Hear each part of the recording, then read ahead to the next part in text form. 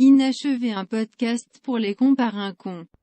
Bonjour à toutes et bonjour à tous. Il y a 3 jours, nous fêtions la traditionnelle galette des rois, mais aussi l'anniversaire de Jeanne d'Arc et de Magali Veil. Souhaitons-leur à toutes deux un excellent anniversaire et le meilleur pour cette année.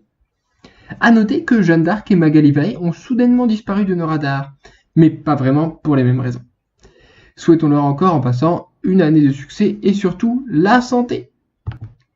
Mais aujourd'hui, sujet grave, je veux vous parler d'un fléau, d'un cataclysme qui parcourt nos rues, les connards en trottinette. Qui sont-ils? Qui sont ces gens-là? Quelles sont leurs revendications? Chaque fois que je fous les pieds dans la rue, un troupeau de bobos arrive et manque de me renverser. Je veux dire, quel est vraiment l'intérêt de ce mode de transport quand on a au-delà de 7 ans? Je vais vous donner un chiffre intéressant qui illustre bien mon propos. Selon un sondage réalisé et inventé par Mes Soins, 71% des pédophiles ont élu la trottinette comme leur mode de transport préféré. Et je crois que ça en dit long. Je pense vraiment qu'il est temps de se débarrasser de cette mode à la con. Au moins les handspinners ne me roulaient pas sur le pied. Parfois je vois des familles entières partir et chercher leur pané et leur boisson à base de chia en trottinette et ça me fout les glandes. Qu'est-ce qui ne peut pas attendre d'y aller à pied mais qui ne mérite pas qu'on prenne la voiture? Car c'est là l'intérêt d'une trottinette. C'est de dire c'est trop long à pied, mais c'est trop court pour y aller en vélo. Les trottinettes, c'est mon avis personnel et subjectif, mais à mon avis c'est le seul qui vaille. C'est un truc d'enculé. Donc après m'être fait doubler par ces connards, je suis allé au Franprix, et là j'ai vu une petite vieille mettre ses couches pour adultes rapidement dans son sac, elle est cachée. Et elle était toute mignonne parce qu'elle voulait pas qu'on sache qu'elle était incontinente. Elle voulait pas qu'on la diminue socialement parce qu'elle porte des slips absorbants qui pendouillent au rythme de l'écoulement de ses excréments mous.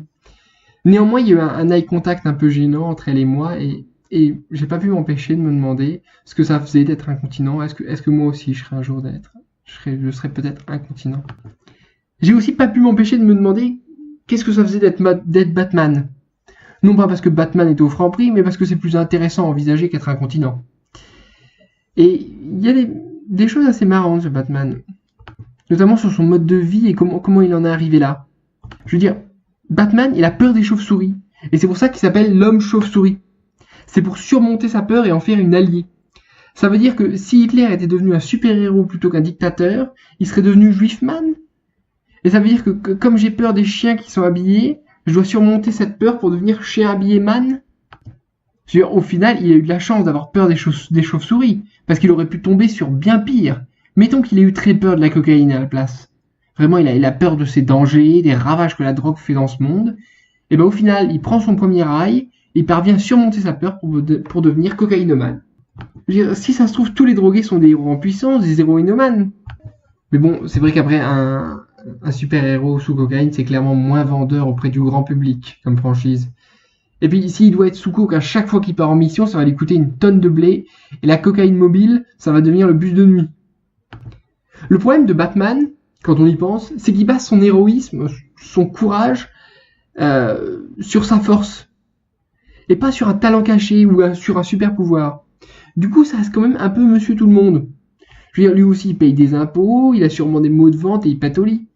Alors que Superman, on l'imagine pas comme ça, vu que c'est un extraterrestre. Batman, une fois qu'il a fini de sauver une ville et pas le monde, il doit repartir à pied.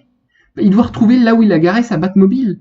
Et peut-être même que la Batmobile, il est allé la garer assez loin. Parce que il a dû s'éloigner de l'hypercentre. Parce qu'il n'y a plus de place pour se garer.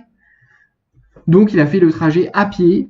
Et clairement, du coup, il a l'air con. Parce que s'il marche dans la rue, parmi tous les gens dans son costume, du coup, je pense qu'il essaie quand même de trottiner pour pas avoir l'air trop con.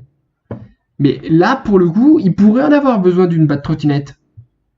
Et puis après, il doit rentrer chez lui. Je veux dire, il y a peut-être des bouchons à l'heure de pointe. Donc ça casse un peu le mythe de le voir se curer le nez en attendant que le bouchon se désengorge, par exemple.